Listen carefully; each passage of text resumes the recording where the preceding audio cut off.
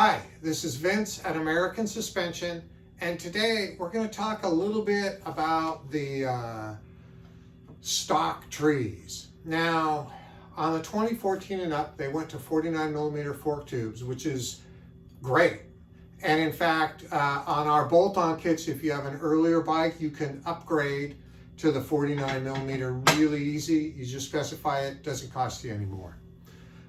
The problem is on the stock trees.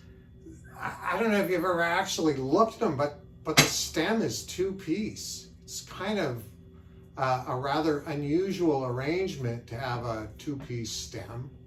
The amount that the stem is tightened together is really just the preload on these bearings, which isn't a lot to hold it together. I guess it's a lot easier when they're manufacturing the motorcycle. They can just slip the trees up, they can adjust the bearing, and then at a later process, they can add the top tree and then just pinch it on. It works, but you know, you're only as strong as your weakest link.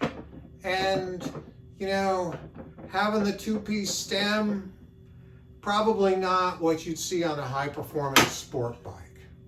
What you would see is something like the American Suspension tree, where our 23 tree kit has a single one-piece stem.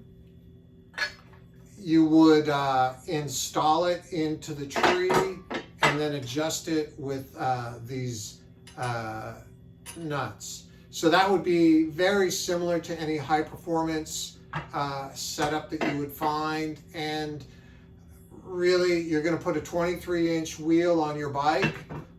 It's going to put more load on the front end. You want to use at least a one-piece stem on your tree kit, not this arrangement. Even if it does save a little money, just not worth it.